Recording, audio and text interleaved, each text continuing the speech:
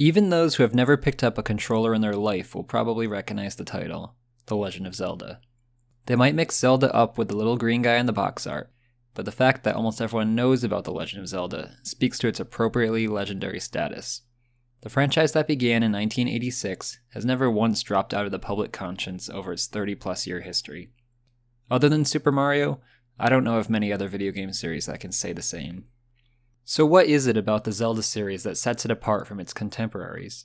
What is it about Zelda that has hooked me from when I first picked up video games until the present day?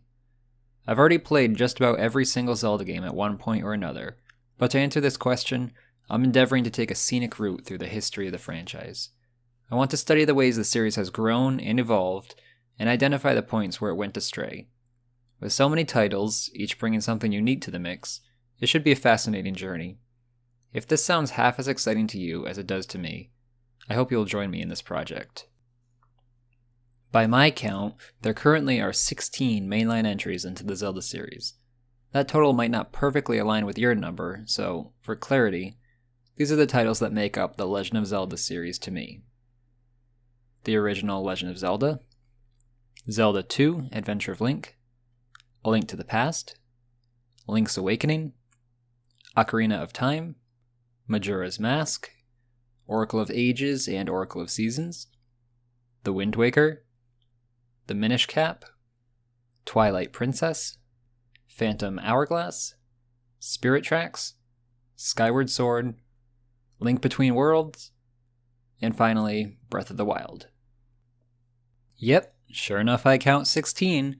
You'll notice I chose to not include the multiplayer spin-off titles like Four Swords Adventures or Triforce Heroes. If your favorite Zelda game falls in with this bunch, then I apologize for the omission. And I really think you should play a couple more of the mainline titles, but who am I to judge? As many of these games have been remade, I may briefly touch on my thoughts on the improvements, or flaws, of the new versions, but I want to keep discussion focused on the original releases. There isn't much value in going through the games in release order, and then bringing up retroactive improvements made over a decade after the original release. Also, it goes without saying that the Legend of Zelda series is as healthy today as it ever has been, so I look forward to seeing this list grow.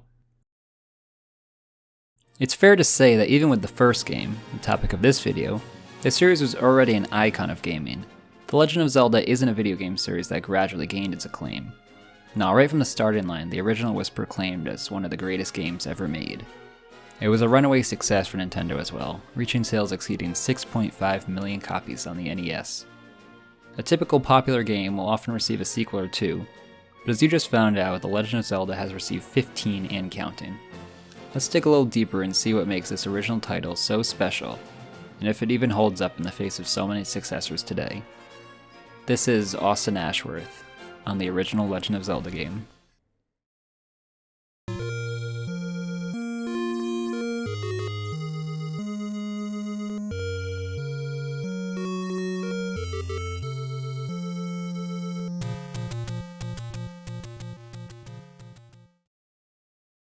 More than any game before, and perhaps any after, the original Zelda embraces player exploration. The thrill of discovery is at the core of every design decision, and it remains extremely impressive even decades removed. Supposedly, the idea behind the game originated with Nintendo visionary Shigeru Miyamoto's memories of a childhood spent roaming the wilderness of Kyoto. He would head out for the day not knowing what lay beyond, and return home with stories of exploration and newly discovered caves, lakes, and forests. Even if you never had similar experiences in childhood, I think this simple inspiration is a universally nostalgic memory. The basic premise of the game's story is equally as rooted in childhood fantasy. At its core, Zelda is a classic fairy tale of a beautiful princess being kidnapped by an evil monster. The player is given control of a brave young knight tasked with rescuing the princess and proving their worth along the way by overcoming various trials. What more do you need to set you on your way? Future entries in the series would obviously add a rich cast of characters, extensive mythology, and a far more involved narrative, but the bare-bones plot works just fine in this first game. I said that exploration is the lifeblood of the original Zelda, and that is never more evident than in the first screen. The player-controlled character, Link, is placed into a forest clearing without any indication on where to go next. There's no lengthy tutorial to teach the mechanics of the game.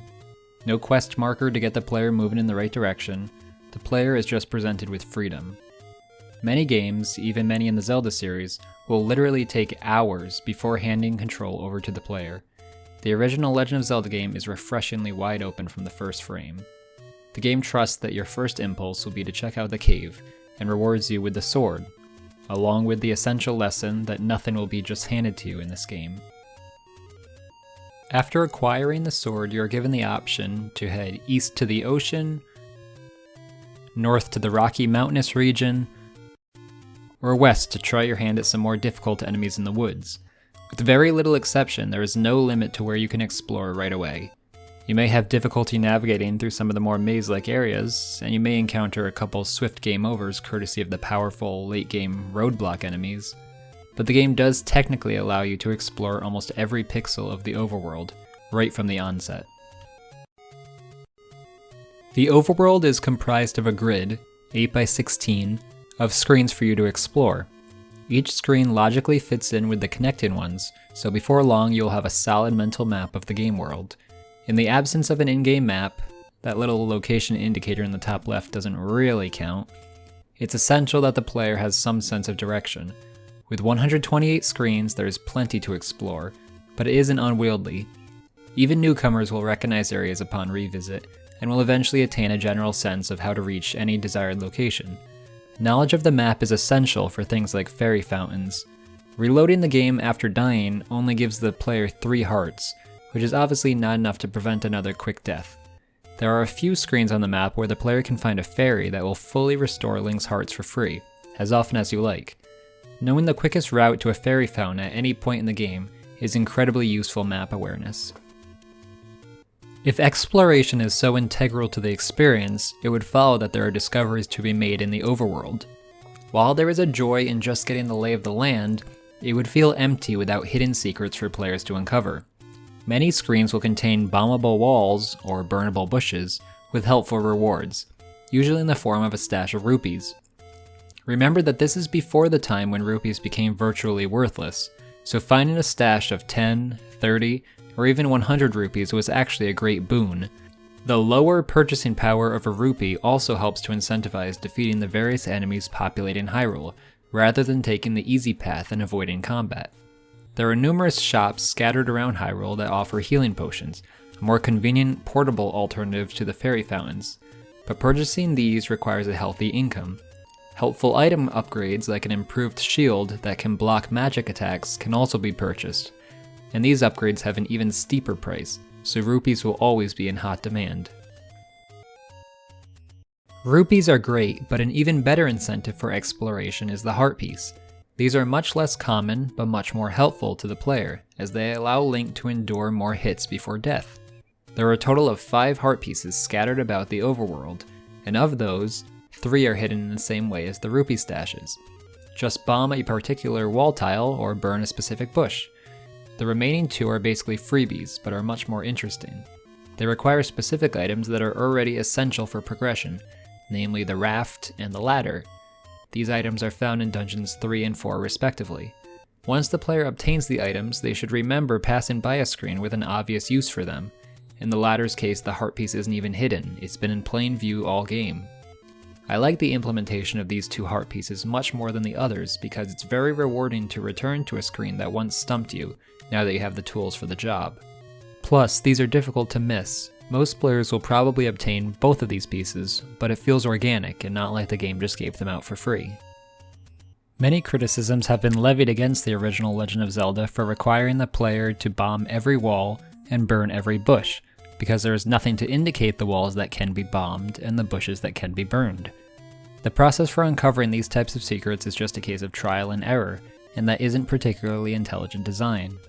However, I'd argue this case of trial and error secret is reserved only for optional rewards like rupees and heart pieces. Yes, it does especially stink to miss out on heart pieces, but you can absolutely beat the game without finding these secrets. Their obscure nature makes them a cool little bit of knowledge for players to share amongst themselves during recess, but they are purely optional. If essential progression was tied to trial and error like this, that would be unforgivable design, but thankfully that is never the case. Turns out that all the humans of Hyrule are senior citizens who've hidden themselves from monsters in underground bunkers. That's unfortunate for Link because they often have important, if cryptic, advice to offer. Listening to their ambiguous lines is what prevents essential progress from devolving to trial and error. Scattered about the map are a series of levels, commonly referred to as dungeons. In order to complete the game, the player must locate and complete each of these 8 dungeons. Of the 8, 2 are hidden, and this is probably where a lot of the Zelda 1 frustration derives from. 2 of the old men hidden in the map will give hints on finding these dungeons. One will grant the line, "There are secrets where fairies don't live." Players have probably already stumbled upon what appeared to be a fairy fountain, but were disappointed to discover no fairies for healing. It should be obvious that this is the screen that the old man is referring to, and there are only so many items and ways to interact with the world. Therefore, it shouldn't take long for the player to discover that blowing on the magic whistle causes the lake to dry up, and uncovers the 7th dungeon. Another old man will tell the player that a secret is in the tree at the dead end. I'll concede that this one is a little trickier, but it isn't unreasonable to figure out the dead end he is referring to. Burn the tree and boom, you found the entrance to the game's final dungeon. Hyrule's Geriatric will even direct the player to follow the stream all the way to its source at the top of the waterfall. Technically, the reward, an upgraded sword, is optional, but not finding it would be a huge detriment on the experience, so I'm glad there was a hint provided. I hope I've demonstrated that Zelda 1 never asks the player to bomb every wall. Yes, there are optional secrets locked behind trial and error, but important upgrades or essential progression is always given some direction. You just have to pay attention. Modern gamers might be more used to a big blinking objective marker on their map, or even a compass telling them the exact path to take, but the cryptic clues of Zelda 1 are a much more intelligent bit of game design. As much frustration as they have surely caused, they have my respect. I've already alluded to the series of dungeons populating the fields and forests of Hyrule, but it's about time I give them some more attention. After all, the overworld is only about half of the Zelda experience. The other half comes with the dungeons. As Link, the player goes room to room, eventually finding a compass and a map that will help in finding the Triforce hidden within, 8 of which are eventually required to rescue Princess Zelda. These chambers will challenge your combat skill, navigation ability, and, above all else, your patience. While they would eventually evolve into something far more interesting in future titles, the idea of a Zelda dungeon was originally a combat challenge, first and foremost.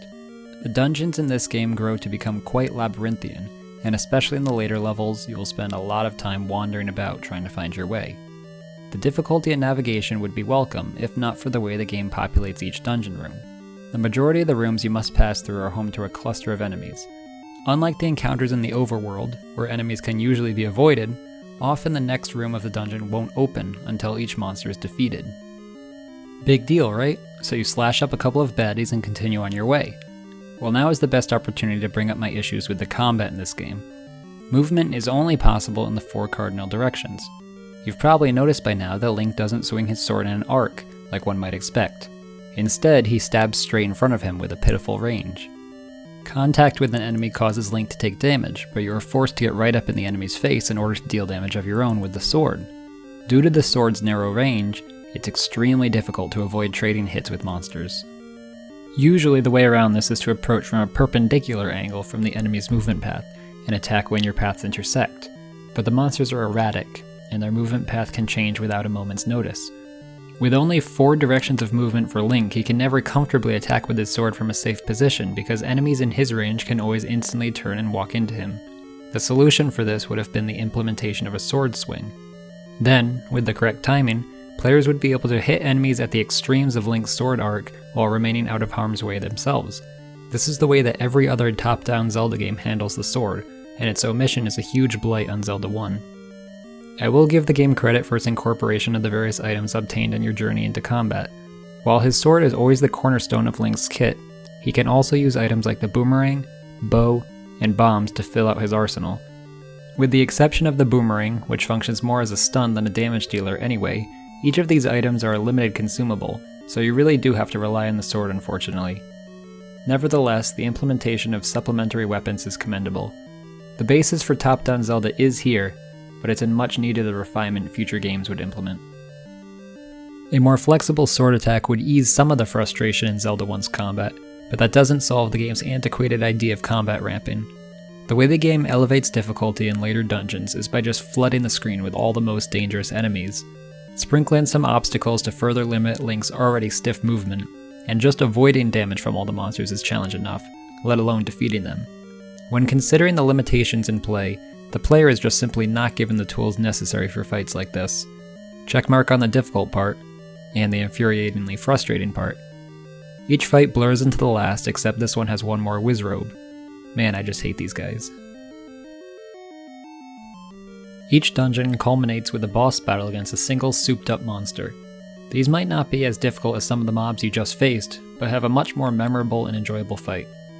While you can try to take on these bosses with your traditional tactics, there is usually a secret method to overcoming them. The classic example is feeding Dodongo bombs, which is hinted at earlier in the dungeon. It sounds really simple today, but these fights would have been considered incredibly dynamic at the time. The memorable designs and weaknesses of the bosses really illustrate the creativity that the designers were capable of, which makes the reliance on repetitive mobs even more disappointing. Zelda dungeons today are probably more famous for their puzzles than their combat, so I figure that aspect deserves brief mention as well. While there are some examples of primitive puzzle rooms and dungeons, these never ask more of the player than pushing an obvious block out of position. There is nothing remotely similar to the dungeon scale puzzles or even the single room brain teasers that would go on to become the highlights of the series. The puzzles in Zelda 1 are barely worth bringing up, but with how important they become to the identity of the series, I feel obligated to tie the roots of the dungeon puzzles back to this nascent incarnation. So between enemy encounters and basic puzzles, you now know what to expect in a single room, but how does it all tie together to form a dungeon? As you travel between rooms, you will inevitably run into blocked paths and roadblocks on progression. While blocked doors may only require you to defeat the monsters in the room, locked doors require keys. Keys can be found throughout the dungeon and can be used on any of the locked doors you encounter, which introduces a great sense of choice. Sometimes, after opening a locked door, you realize that your key was put to waste because there wasn't anything valuable behind it, but you wouldn't have known that without trying. This opens the door up, no pun intended, for the possibility of running out of keys for when you really need them to progress. The designer's sloppy solution is to allow you to bring keys from outside the dungeon with you. Maybe it's just me, but I firmly believe that a dungeon should always be an isolated, self-sufficient experience. If I run out of keys, I want to know that it's just because I haven't found one in my current dungeon. I don't want to resign to exploring past dungeons for extras, or paying a small fortune at the shop for a spare. There is no satisfaction with that. The majority of dungeons are within means to conquer, but there reaches a point where they become unreasonable. Eventually, the connections between rooms aren't even visible, and they require bombs to open up. Extensive trial and error with a rapidly depleting resource? Yeah, that's not great. The layout for the final dungeon is so elaborate that it pretty much necessitates a guide. Combine that with the unrelenting gauntlet of enemies and it's just a painful ordeal. I came to dread my time underground in Zelda 1. It's a shame because the dungeons are usually my favorite part of a Zelda game. The best dungeons in the series are memorable puzzle boxes with a unique identity packed with interesting encounters. The dungeons of the original Legend of Zelda don't fit any of this criteria. There is nothing distinguishing each dungeon from the rest, so they all just smear together into a dull mess starving for some creativity. While you will often find a new item within a dungeon, this item is rarely put to use within that dungeon. So what was the point of hiding it there instead of literally anywhere else in the game? The fact that items aren't used within their own dungeon also opens up a whole can of worms where it is possible to complete the dungeon without ever obtaining a crucial item within. For example, if a player somehow completed level 3 without obtaining the raft, they would have been completely blocked from reaching level 4, without any clue that they were already supposed to have obtained the raft. It isn't reasonable to expect players to return to previous dungeons to explore for missed rooms. So this is a huge oversight from the designers in my opinion. These dungeons form a recognizable foundation for the rest of the series to dramatically improve on, but are undoubtedly the weakest in the series. When you compare the two sides of this game, overworld exploration and dungeon challenges, it's clear where the triumphs of Zelda 1 lie. The Legend of Zelda on the NES set out to deliver an open-ended adventure unlike any other to the player, and it was an unmitigated success in that respect. That adventure is far from perfect, but I won't let the game's flaws detract from its tremendous strengths. To put the original Legend of Zelda into context, it was among the first home console games to utilize a save system. Nintendo had to manufacture a special battery-powered NES cartridge just to make this adventure possible. There was nothing else like it at the time. The game accomplished feats previously unheard of in 1986, and it remains astonishing in the freedom it offers. Even among its numerous sequels, the original is still unmatched in this department. Zelda 1 is relatively low in my Zelda rankings, but it's really awesome how much of the Zelda DNA can be traced back to this first entry. It's still absolutely worth playing today.